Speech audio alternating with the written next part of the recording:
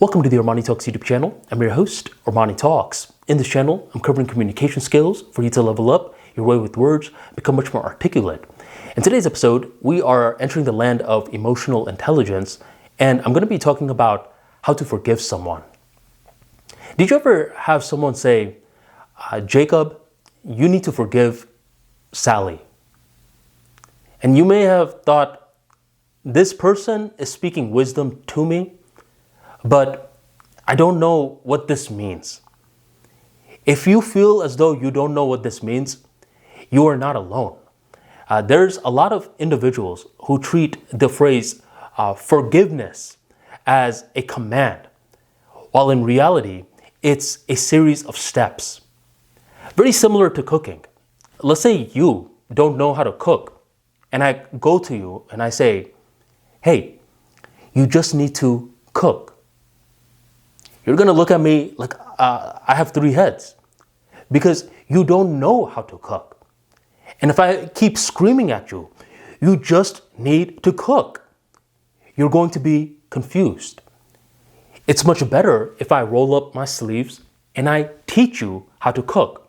I teach you the different steps that are involved. And now you understand that cooking is not simply a command.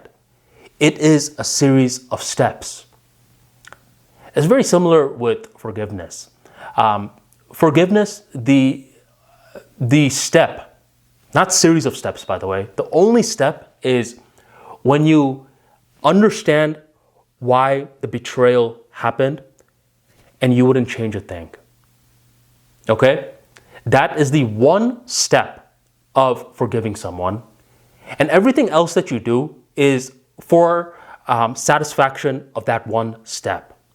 So whenever someone is, let's say someone just got cheated on and they're over here journaling, they're talking to their friends, they're sitting in the car, driving, asking why things happened the way that it did, they should only have one intent in mind. And that intent is, how can I learn so much from this event that I wouldn't change a thing? 5 years from now, I am actually going to be very happy that things played out exactly the way that it did. That is the only question that they should be trying to answer. And in that process of them answering that question is when the process of forgiveness begins to happen. A lot of individuals think that when you forgive someone, it's just you going up to the person and say, I forgive you. But that does not necessarily measure what's in the heart. To satisfy what is within the heart, education is a must. Insights are a must. And knowledge from first-hand experience that we're building and cultivating ourselves is a must. So let's say you are trying to forgive someone and you just find it difficult to. Maybe it's an ex-girlfriend. Maybe it's your brother. Maybe it's your dad, maybe it's your puppy, someone. First, find the hurt that they caused, okay? Now, once you have spotted the hurt, the next thing that we want to do is we want to simply ask ourselves the question, what can I learn from this? How can I learn so much from this that in 5 years or so, I'm not going to change a thing?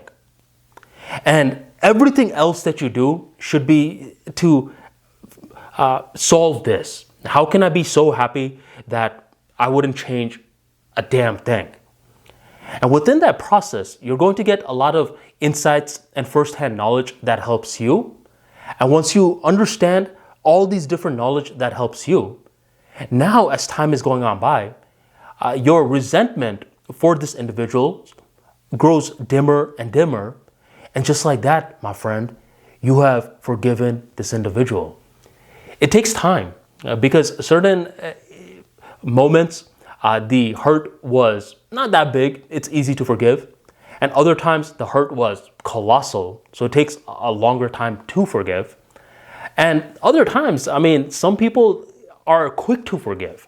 They just have it in their character where they can forgive just like that. While other folks, it's a skill. We actually have to practice it. We have to work on it. Okay?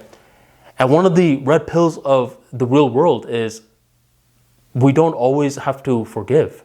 Maybe this individual has caused a lot of harm, and maybe we're okay with holding that resentment in our hearts. We're like, I don't even want to give you the satisfaction of forgiving you, so I'm not going to. That is a rare circumstance, okay? I'm talking about a colossal damage. You want to then think about, okay, I don't need to forgive. But for the most part, most things out there, not only should you forgive, you're going to thank yourself for it. You don't really forgive for the other person. You forgive more for yourself. Because once this process is successfully executed, you feel good. You feel smart for your age. You feel as though, my friend, who used to be my enemy, I'm glad you did me wrong because now I'm a way better person for it, and I forgive you. It's just gonna happen just like that, but you gotta keep that number one intent in mind. How can you one day be happy that this occurred and you wouldn't change a damn thing? So if you enjoyed today's talk, go on and drop that like for me right on below, and thank you very much for joining the Armani Talks YouTube channel.